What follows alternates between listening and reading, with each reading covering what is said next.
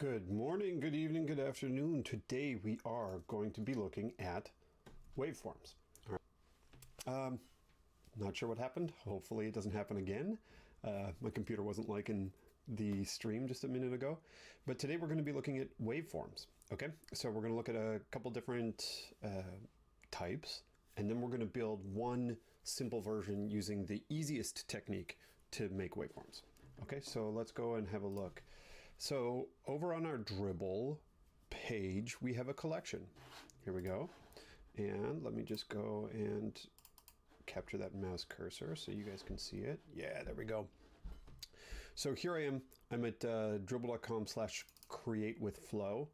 And we have a set of collections. And one of those collections is waveforms. There's a few different types that I found yesterday. Here is the first one by Alexei Grigorev. So what you can see here is that we have this particular little waveform animated. And what that one is a single line being distorted. Okay.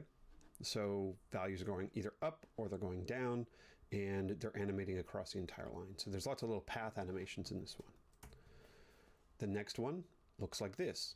And it is just a fancy version of something else that we're going to show. But basically what you have is you have bars that are going up and down, or you have visual elements that are going up and down. Okay, and this one is nice and symmetric. This one is closer to what you might see on, say, a stereo or something like that, where you have these bars that go up and down really, really, really fast. Okay, and that's the exact same technique as what's happening in this one.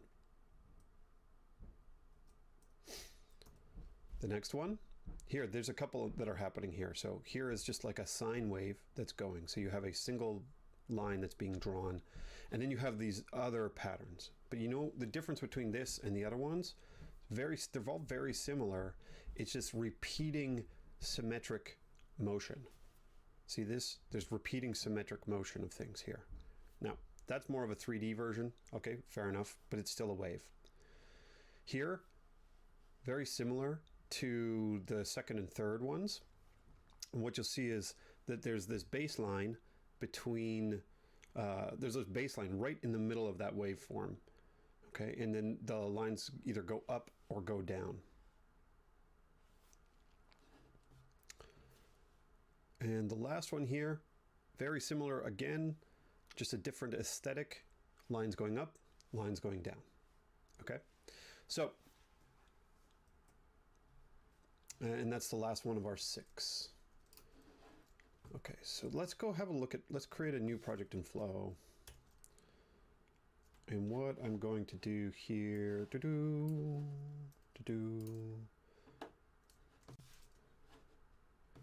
going to call this, oh, actually I had it open already. We'll go like this.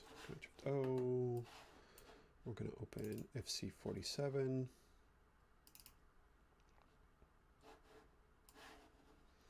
Going to go like this. Actually, in what we're going to do is we're going to recreate all this. I'm going to just delete these. I'm going to delete all of this. All of these animations. Should have done this before the cast started. And we'll go like this. And let's get rid of this one too. Okay, so we're going to rebuild those over the next couple days. And I'm going to hit Command R. I'm going to go down here, and I'm already showing you the technique, but this is the easiest way to make an audio meter or a waveform. You might think, well, let's just go and create a new project here. Oh, no, a new timeline. Just like this. You might think, okay, well, I have my design. I've made something in Sketch or in Figma. I've created this nice little waveform that looks something like this. All right, I have a bunch of different layers. They're all aligned properly, something like that, and distributed. And, well, we can separate those a little bit more. Whoops. Let's separate those a little bit more. Something like this. And let's distribute, and there we go, and center. And I have, you know, this line is like this, And then this line is like this, and this line is like this, and this one is like this. And you could go ahead, you could animate all these changes, right?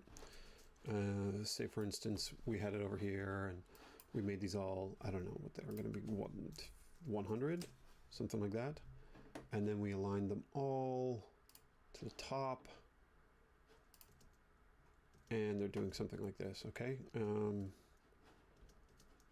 what we'd have to do here, you see, let's just go and undo these animations actually for a second. Let's turn on relative mode. Let's make these all, or undo, we'll make them all the same height so that they're starting in the same place. Let's animate sort of like out, and then we go down like that. And we go up a little bit on this one, down a little bit on this one, up a little bit on this one, and down, something like that. Okay, let's go have a look at these options. You're going to get a couple of different things. You're going to get changes in Y and changes in height. What's happening here? Okay, what's happening? By default, our anchor point is in the center of the scene, or in the center of the layer. So when you're changing the height, it's actually changing the position of that layer. So you're going to get a Y animation. And because you're changing the height, you're also changing the height. So you're getting two animations for each thing, okay? And what's happening then, when you look in really close, okay, you see there's this tiny little jittering that's going to happen down here. Why is that jittering happening?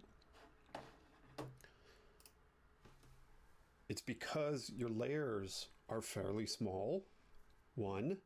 2, you have an anchor point that's moving at the same time that the height is changing. So it's coming down and it's compressing. And what's happening is the software is trying to figure out how to do both at the same time, because of the precision you might get, you know, one is like 100th of a second, slightly different than the other one. And you start to get this not so smooth transition.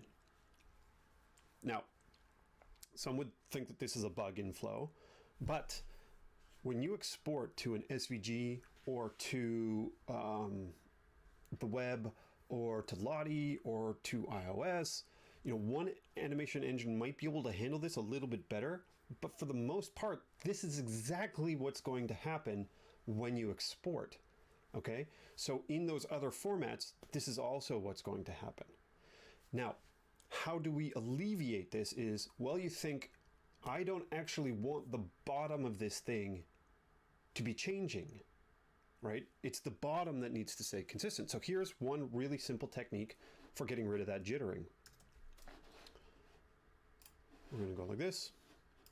Okay, we're going to undo all of these little changes. And before we start, we're going to turn on relative mode. We're going to select them all. We're going to put the anchor points right in the bottom. Now, when you animate,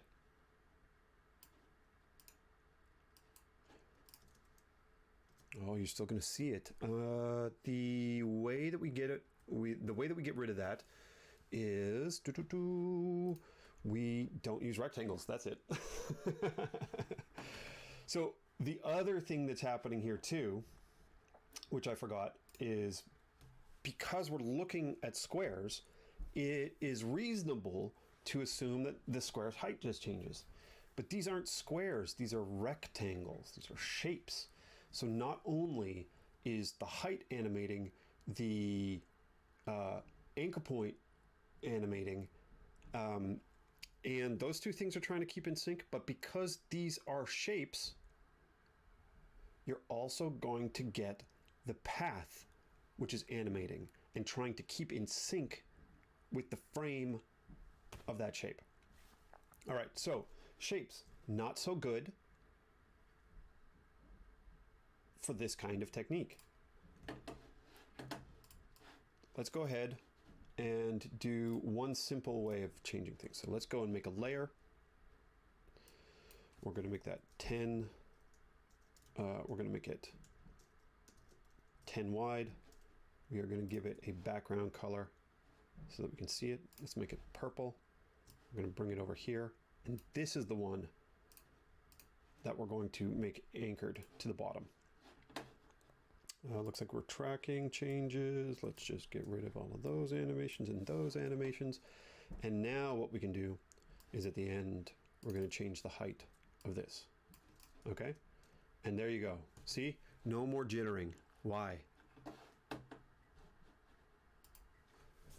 Because there's one element that we're animating. That element doesn't have a path inside of it that's also trying to keep synced.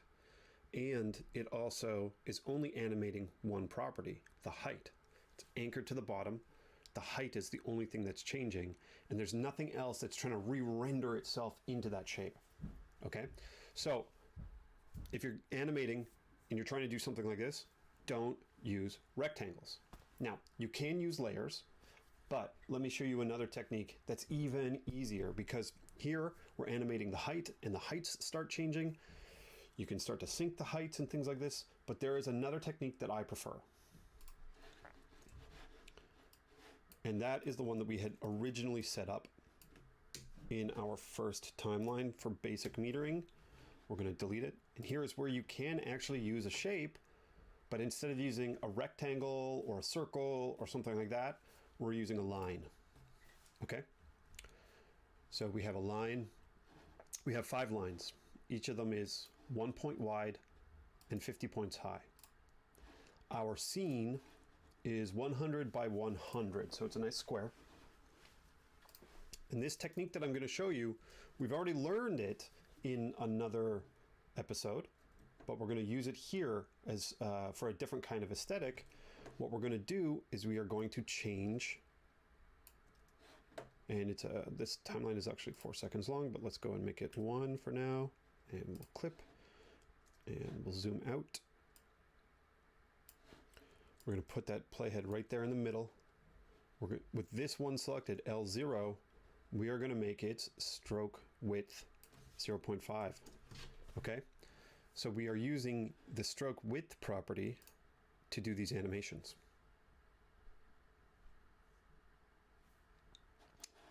All right. So you see that little bit animating. Why do I like this technique better? Because we're not animating the path. We're not animating the height.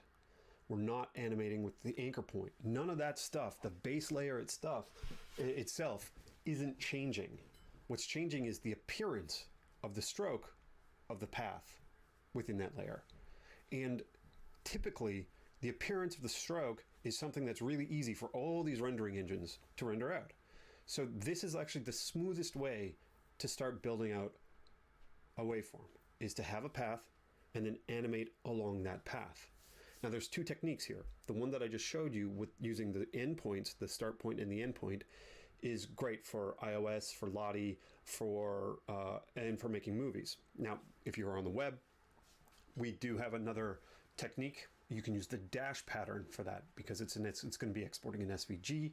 You can use the dash pattern, and you can go and look at our tracing tutorial on how to do that. But we're not going to get into that today, because it's basically the same technique, just using a different property. All right, so now let's get back to animating a waveform. All right, so I'm just going to pause. Bye. Oh. I'm just going to pause here. And what I'm going to do is I'm going to get rid of this animation to begin with. And what I will do is, let's go ahead and say that maybe right here in the middle. Let's start. You want to start your waveform animations in a way that makes them, the word is symmetric. Okay. So not only, it's not that the aesthetic, like the shape doesn't have to be symmetric, but the motion has to be symmetric, because what's going to happen is you're going to create this audio waveform that's just going to keep looping and looping and looping and looping and looping, and it's going to look, in most cases, it's going to look like it's totally random, but it isn't. It's actually just crafted. So I'm going to change the beginning of this to, let's make the beginning 0.01. I'm not making it 0, because if I made it 0, it would disappear. I want that shape to come down to a nice little point and then go back up. Okay, so it's coming all the way up and down. All right, so what I could do is I could copy this key value right here, and I'm going to select my other layers, and I'm going to just paste that key value in there. So now they all have the same animation. Did you see what I just did there? I'm going to hit undo. I selected this key value and I pressed Command C. I just copied it just now. Then I selected all of those layers, left the playhead at the same place, and I pressed Command V. I could also do something like this. L1, Command V, at different times if I wanted to. But this isn't the easiest way of doing this kind of animation, something like that. L3 and L4, something like this. And now we get this sort of symmetric animation like that. All right. And you notice how it is symmetric, like it begins and ends in the exact same place. This is what I mean by symmetric for your animation. It needs to begin and end in the exact same state. It doesn't matter what happens in between. The end and the beginning state need to be identical, much like a spinner, because you want that animation to be repeating over and over again. And if it isn't symmetric, you're going to see these little blips. Here, let's have a look at what might happen if there was a blip. So let's just say at this point in time, the animation ended up here would be 0.9. Let's say it was just really close off, and we hit play.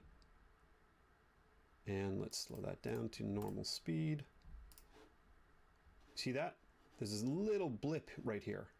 Now, if you have that happening on all of your layers, you're going to get tons of little blips all at the same time, and there's going to be this weird sort of visual popping.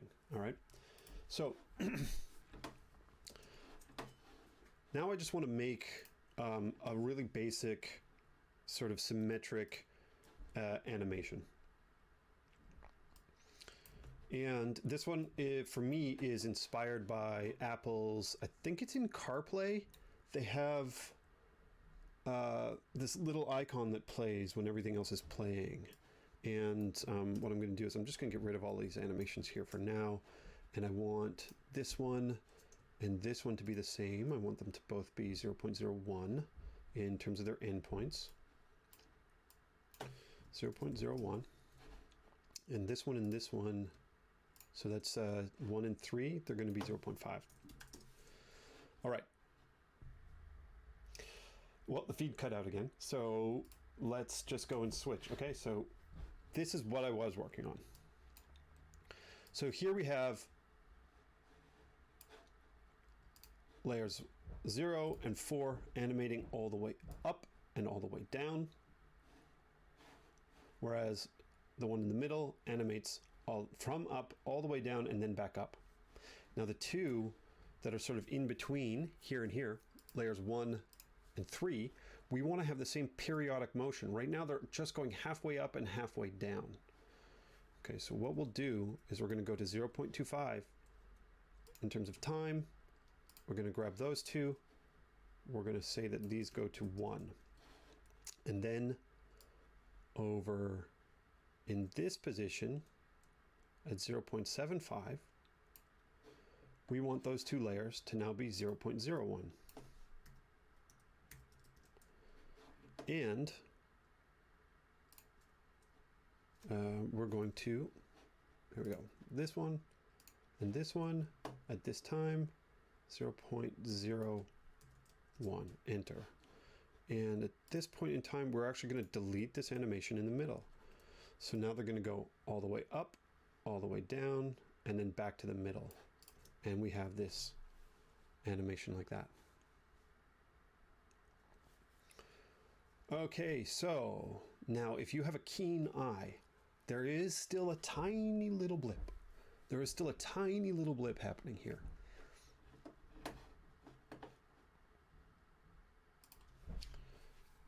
So when you're animating these things up and down, if they only go from the top to the bottom, right? Or from one state to another, essentially having two states in the animation, it's okay to use an easing curve. Any easing curve is going to work. Some will look better than others.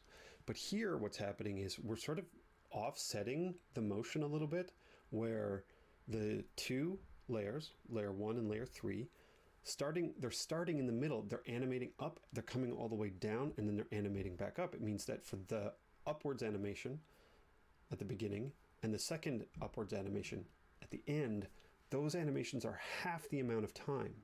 They're half the amount of time as the period for everything else. And because of that, and because you have the same easing curve in between them, all right, you are going to get this odd sort of ease in, ease out really fast, rather than the same pace as everything else. So to get rid of that little blip, you actually need to change the easing curve. And right here, it's these ones. See, they're going to go in, out.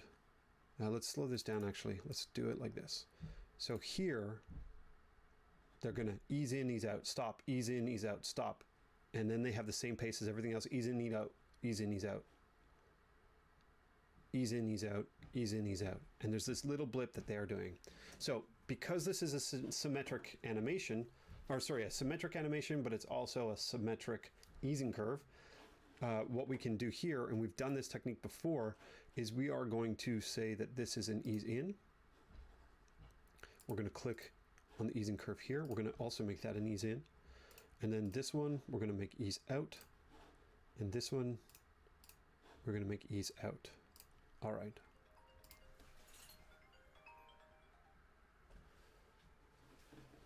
So let's hit play one more time. And now the pace of the entire thing is consistent. Let's go like this. There we go. That pace is consistent now. Another way that you can make the pace consistent, okay, which is really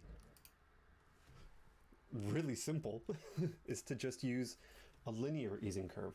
Linear, just consistent pace from one place to another, so it doesn't really matter. So the amount of time compounded by like the straight linear curve that we apply on them is also going to give us a nice sort of balanced animation. So let's just select all of those. Actually, we just go down here. We're going to click in the timeline. We're going to press Command A. We're going to click this easing curve button right up here in the properties panel. And now we're going to click linear for all of those. And we're going to hit pause. Okay. We're going to hit play. And we have the same animation. All right. So this is a very, very straightforward approach to making this kind of waveform. Now, a couple of things to talk about with these. First, when you're envisioning a waveform, typically I would say I would guess that you're thinking about those kinds of waveforms that you see on devices that are kind of like following your voice or following the music, and they're doing things. And it is actually really difficult to recreate the aesthetic of that, because those things use dynamic data. Okay, so what's kind of happening is the audio file is being played and it's being processed. I mean, obviously it's being processed by a computer. The computer is then sending data to something that is going to render that data. And so you get this nice randomization of motion based on the actual texture of the audio file. And that's really what's happening. And then to go ahead and recreate that with animation can be really tricky. But that's not necessarily what you actually want in terms of your aesthetic, okay? So this approach that we are trying to do is giving you the tools to build something that actually looks the way you want it to look. Now, tomorrow, we're going to look at how to randomize this animation. And then we're going to look at, on Thursday and Friday, we're going to look at different visualizations that we can use, different techniques. So in one, we're going to use a shape. In another, like a line, and we're going to do like a standing wave. And then another one, I think on Friday, what we'll try and do is do a really dynamic sort of jittery single line animation as well. So we'll give you a couple of different techniques for generating this kind of thing. And then we'll talk about the aesthetics along the way.